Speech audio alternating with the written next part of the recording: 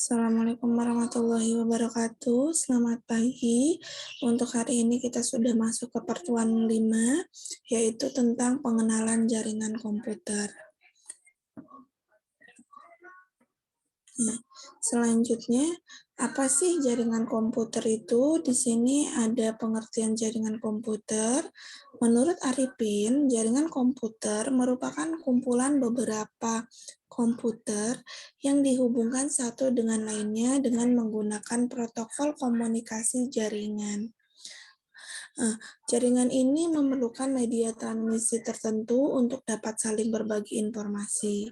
Prinsip dasar dari jaringan komputer adalah terjadinya komunikasi dua arah antar pengirim dan penerima informasi. Jadi jaringan itu terdiri dari beberapa komputer dihubungkan jadi satu, ya kan? Terus juga ada komunikasi dua arah, ada yang mengirim dan ada yang menerima pesan. Nah, selanjutnya ada keuntungan jaringan komputer, ada 4 keuntungan. Yang pertama, penggunaan peralatan atau hardware, data, program, dan informasinya secara bersamaan. Jadi penggunaan hardware-nya, datanya, programnya, serta informasi bisa secara bersamaan. Selanjutnya adalah sebagai salah satu media komunikasi tanpa pulsa. Jadi kan dulu kita berkomunikasi pakai pulsa dengan mengirim SMS dan lain-lain. Nah, ini sudah tidak perlu menggunakan pulsa. Lalu sistem informasinya yang terintegrasi. Yang keempat, menghemat waktu dan biaya transportasi informasi karena aliran datanya dapat disampaikan dengan cepat dan memiliki jangkauan yang luas. Ya, jadi informasinya bisa menghemat waktu dan biaya. Kenapa? Karena tadi tidak menggunakan pulsa, menghemat waktu karena informasi dapat disampaikannya dengan cepat dan memiliki jangkauan yang luas. Jadi tidak hanya satu wilayah, bisa berbagai wilayah. Selanjutnya, jenis-jenis jaringan komputer ada yang berdasarkan wilayah. Ini yang pertama adalah berdasarkan wilayah. Ada macam-macamnya juga. Yang pertama adalah LAN, Local Area Network. Nah, ini gambar LAN seperti ini contohnya. Lalu, apa sih itu LAN? LAN adalah bentuk jaringan komputer lokal yang luas areanya sangat terbatas. Jadi kalau LAN ini dia areanya sangat terbatas. Biasanya LAN digunakan untuk jaringan rumahan, kantor, laboratorium komputer, di mana masing-masing komputer dapat saling berinteraksi, bertukar data, dan menggunakan peralatan bersama seperti printer. Nah, LAN ini biasanya digunakan untuk area lokal, jadi dia tidak bisa keluar dari jaringan lainnya. Jadi ya seperti ini, misalnya yang di kantor. Jadi kita menggunakan printer yang sama, jadi di situ bisa menggunakan printernya bersama-sama. Terus juga dia hanya ada di satu area. Selanjutnya, media yang digunakan untuk LAN berupa kabel UTP atau BNC maupun tanpa kabel atau wireless. Nah, ini ya LAN itu. Lalu keuntungan menggunakan jaringan LAN. Apa sih keuntungannya? Yang pertama saling bertukar file atau file sharing. Jadi kita bisa saling bertukar file. Selanjutnya, pengamanan data dalam bentuk backup dapat disimpan di beberapa komputer. Jadi tidak hanya di satu komputer, misalnya tidak hanya di satu komputer server, tapi bisa disimpan di beberapa komputer yang satu jaringan lainnya. Penggunaan peralatan seperti printer dapat secara bersamaan, yang seperti tadi sebelumnya sudah saya jelaskan. Jadi dari satu printer kita bisa menggunakannya bersama-sama selama dia masuk ke dalam jaringan LAN tersebut. Lalu dapat membuat sistem client server sehingga pengguna dan manajemen data lebih terpusat. Nah, ini masuk ke ada hubungannya dengan yang nomor 2 yang saya bilang tadi. Misalnya file aslinya ada di file server, tapi backup-nya bisa di file klien-kliennya atau file-file komputer yang lainnya. Lalu, media komunikasi antar pengguna tanpa pulsa, nah ini bisa komunikasi dengan menggunakan chatting atau yang lainnya tanpa harus menggunakan pulsa. Media monitoring dan maintenance dapat dilakukan dengan sistem remote. Jadi kalau misalnya ada satu komputer dari jaringan LAN ini ada yang error, maka komputer server atau komputer yang lainnya bisa meremote si komputer tersebut, bisa sekaligus maintenance juga. Lalu seluruh komputer dan jaringan dapat dihubungkan ke internet ya ini. Jadi LAN ini juga bisa dihubungkan dengan internet, lalu dapat berbagi sumber daya dalam suatu proses. Nah, lebih kompleks ya kalau untuk keuntungannya. Jadi bisa digunakan secara bersama-sama. Oke, selanjutnya ini adalah jaringan MAN yang kedua. Yang kedua adalah jaringan MAN, yaitu Metropolitan Area Network. Ini contoh gambarnya seperti ini. Jadi, jaringan MAN merupakan jaringan skala yang lebih besar dibandingkan dengan LAN. Nah, kalau LAN tadi hanya satu area, kalau ini bisa lebih besar skalanya. Lalu, merupakan jaringan antar kantor atau perusahaan yang jaraknya berdekatan dengan luas area jaringan kira-kira 10-50 km. MAN terdiri dari beberapa LAN yang saling terhubung. Media yang digunakannya ideal adalah kabel serat optik atau wireless atau menggunakan media komunikasi umum yang sudah ada. Jadi misalnya nih, contohnya ini gedung 1, 2, 3. Nah, ini masih bisa menggunakan jaringan yang sama, misalnya si gedung 1 adalah area pusatnya, 2, 3 adalah cabangnya, bisa menggunakan jaringan yang sama dengan menggunakan jaringan MAN, dan yang penting dia jaraknya sekitar 10-50 meter, 50 kilometer. Jadi kalau misalnya antar pulau atau misalnya antar daerah masih belum bisa ya, ini hanya dia masih satu daerah tetapi beda gedung masih bisa kalau untuk MAN. Selanjutnya jaringan WAN atau Wide Area Network. Nah, seperti ini ada WAN-nya, ini ada IP-nya, contohnya seperti ini gambarnya.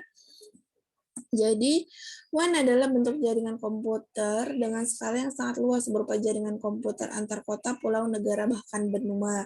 Nah, ini yang sudah kita gunakan juga sekarang menggunakan jaringan WAN karena bisa lebih luas lagi, tidak hanya tadi antar gedung, tidak hanya antar misalnya kantor itu kan seperti antar lantai, tidak seperti itu, ini lebih luas lagi. WAN merupakan kumpulan MAN dan LAN yang saling terintegrasi. Nah, jadi ini adalah kumpulan MAN sama LAN yang saling terintegrasi. Dengan WAN, pertukaran data dan komunikasi antar pengguna lebih cepat dan lebih murah. Jadi, dengan WAN ini ya sama, komunikasinya lebih cepat. Yang tadi juga lebih cepat, bisa lebih murah karena tidak menggunakan pulsa, hanya bedanya untuk skala jaringannya, ya.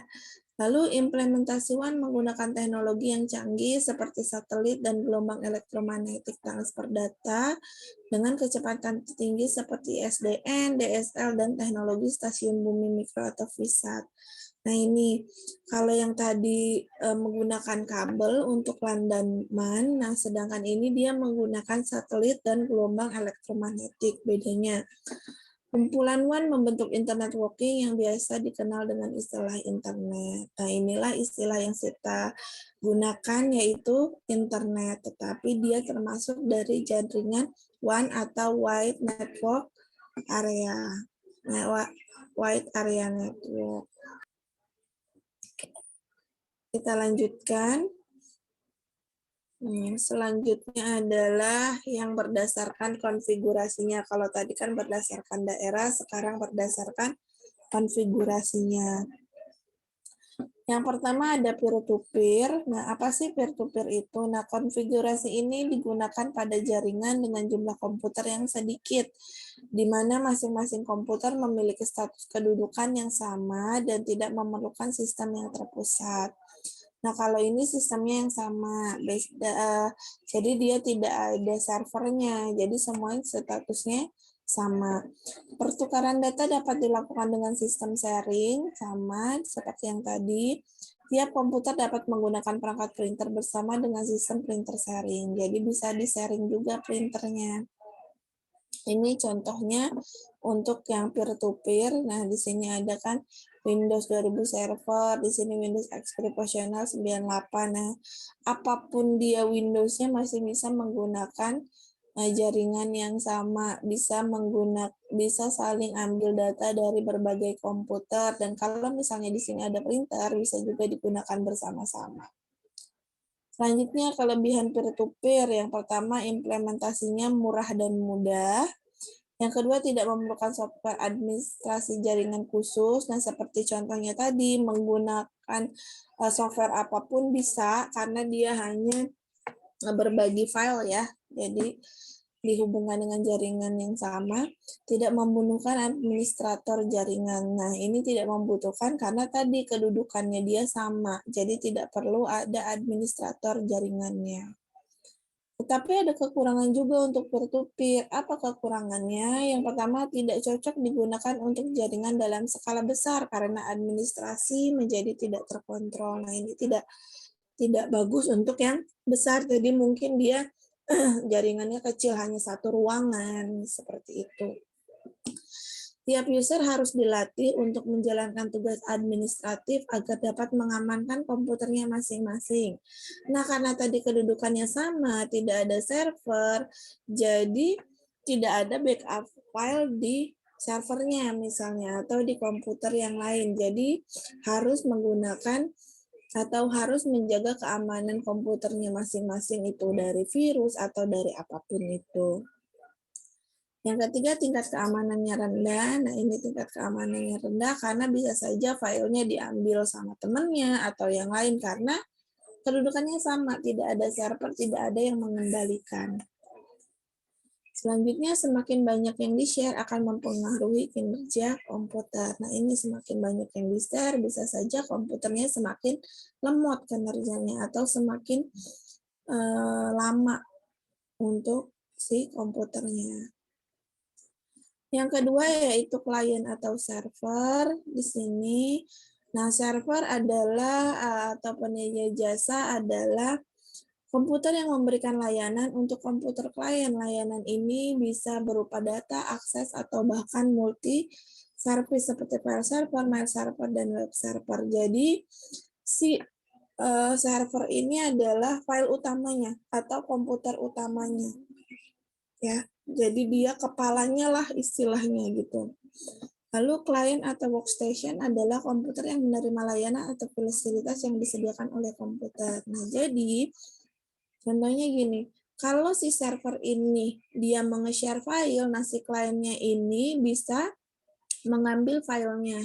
Tapi kalau si servernya tidak share file itu, maka tetap ada di server. Nah, misalnya backupan datanya ada di server, nah si klien-klien ini hanya bisa mengambil data yang di-sharing. Ya. Lalu jaringan klien server adalah jaringan di mana di dalam jaringan tersebut ada satu komputer yang sudah dedikasi untuk menjadi server dan komputer yang lainnya bertindak sebagai klien. Nah, itu yang saya bilang tadi. Jadi, si server ini adalah kepalanya atau administratornya, nah sedangkan ini adalah si klien-kliennya yang akan menggunakan sesuai apa yang di-share oleh si administrator. Jadi tidak bisa sembarangan mengambil file. Nah, kelebihan klien server yang pertama, karena hanya ada satu administrator yang mengatur sistem dalam jaringan, maka sudah dapat dipastikan untuk keamanan dan administrasi jaringan klien servernya lebih baik. Nah, ini tadi beda dengan yang peer-to-peer. Kalau peer-to-peer keamanannya rendah dan karena tidak ada administrasinya ya.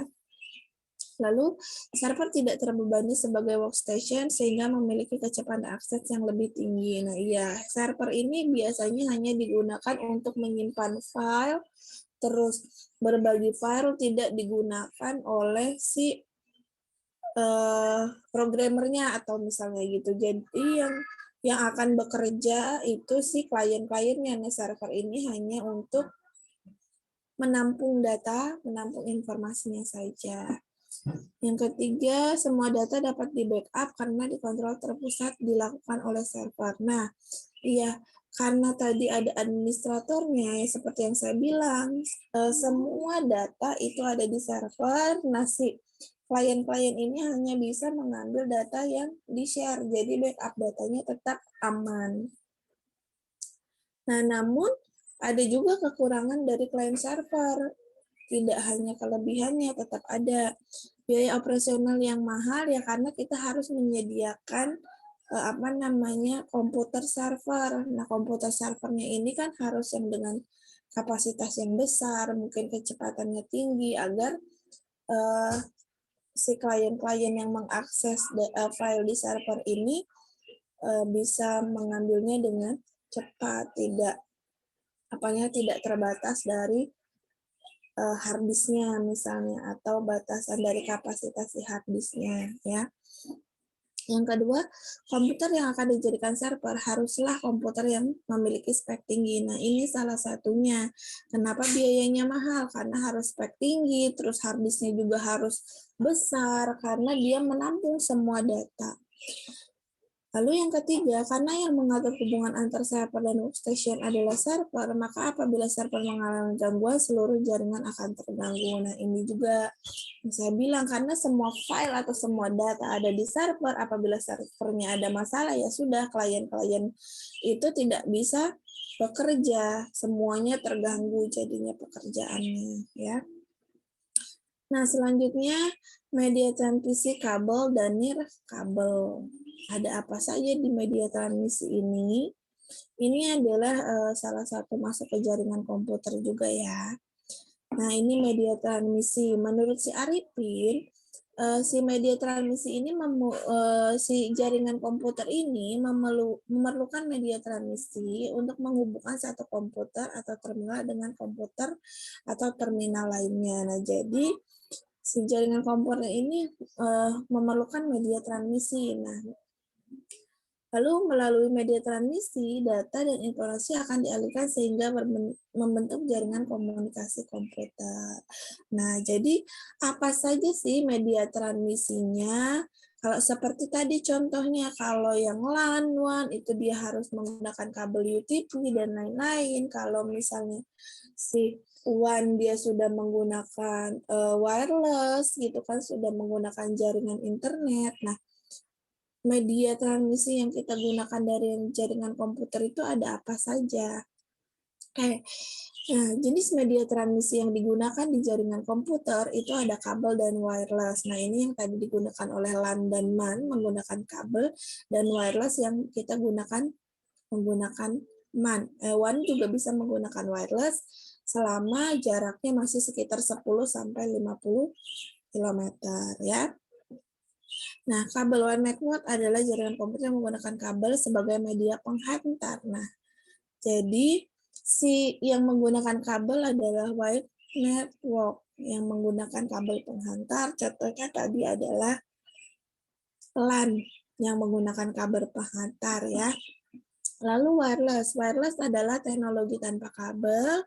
Dalam hal ini adalah melakukan hubungan telekomunikasi dengan menggunakan gelombang elektromagnetik sebagai pengganti kabel.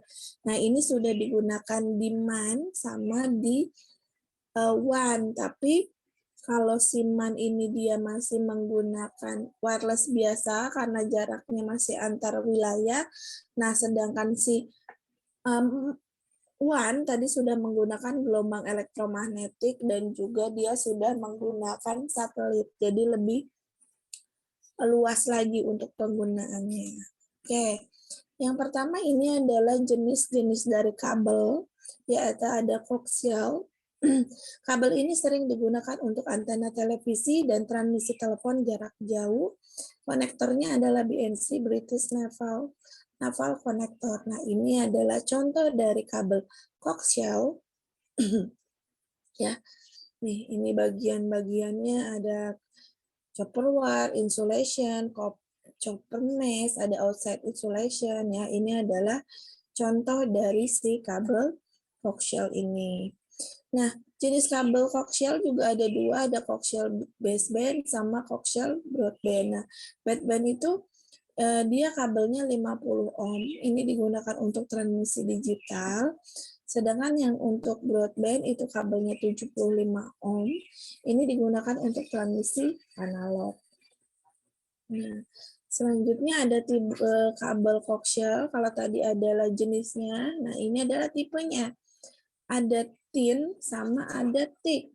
Nah, tin ini kabel jenis ini lebih fleksibel, lebih gampang digunakan, dan lebih mudah daripada kabel thick. Nah, ini tadi yang biasa kita gunakan untuk antena ya. Untuk kabel antena TV nih seperti ini bentuknya nih, ada depannya seperti ini. Lalu kalau untuk thick itu lebih tebal, susah dibengkokkan, jangkauannya lebih jauh daripada tin dan harganya lebih mahal daripada tin. Nah, ini yang biasa digunakan untuk telepon jarak jauh. Nah, seperti ini adalah baja, ini contoh kabelnya ya. Nah, ini untuk si T-net jenis kabelnya. Nah, untuk si thick ini adalah jenis kabelnya. Nah, untuk kabel coaxial juga ada kelebihan dan kelemahannya. Apa saja? Kelebihannya yang pertama, hampir tidak berpengaruh noise, terus harganya relatif murah karena gampang didapat. Dan sama tadi, dia lebih gampang juga digunakan ya.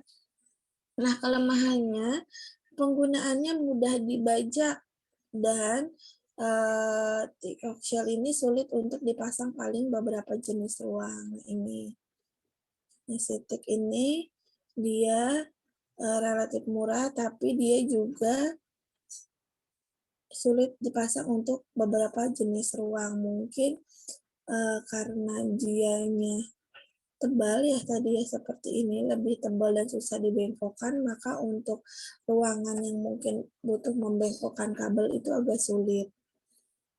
Selanjutnya adalah twisted pair. Kabel ini sering digunakan pada kabel telepon, pada komputer konektornya adalah RJ45. Nah, ini jenis-jenis dari si twister pair ya, ada STP slow twister pair sama ada ensemble twister pair sama UTV.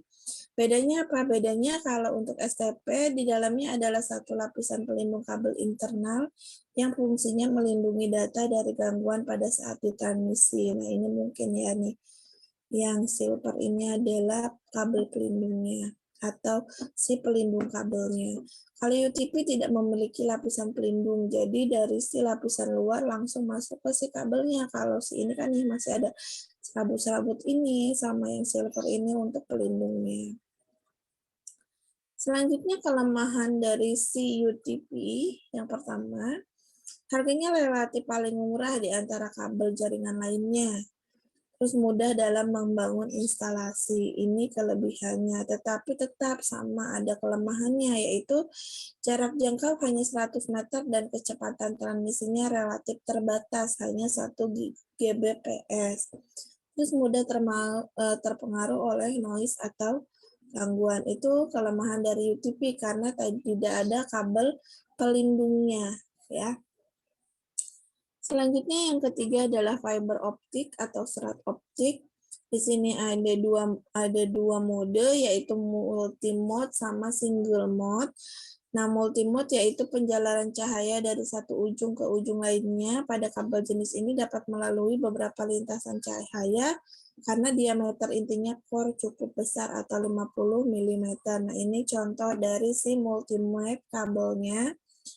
Nah, selanjutnya adalah single mode, diameter intinya hanya 3-10 mili. Kalau si multi itu 50 mili, ini hanya 3-10, sehingga penjalaran cahaya hanya dapat melalui satu lintasan. Jadi dia tidak bisa di beberapa lintasan. Ini contoh dari si single mode kabelnya ya.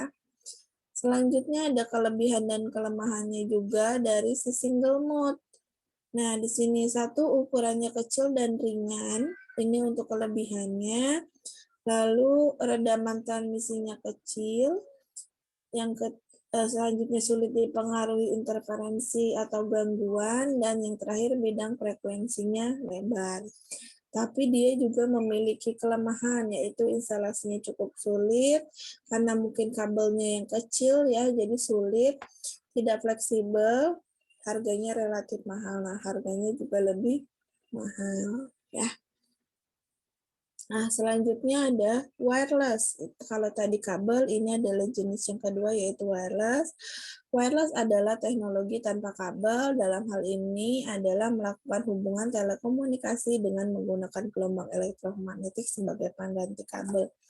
Jadi si wireless ini yang sering kita sebut dengan internet itu dia sudah menggunakan gelombang elektromagnetik, sudah menggunakan satelit juga. Jadi dia bisa lebih murah, lebih cepat, dan jangkauannya juga lebih luas. Ya. Nah, ini kelebihan dari wireless. Pemeliharaannya murah, ya kan? Pemeliharaannya lebih murah, infrastrukturnya berdimensi kecil, pembangunannya cepat, mudah dan murah untuk direlokasi dan mendukung portabilitasnya, koneksi internet akses bisa 24 jam. Nah, kalau untuk ini kan bisa 24 jam. Kalau kayak yang tadi menggunakan kabel, yang kita gunakan ya pada saat kita menggunakan komputer yang terhubung dengan kabel. Kalau menggunakan wireless, apalagi sudah menggunakan internet, itu kita bisa bekerja di mana saja.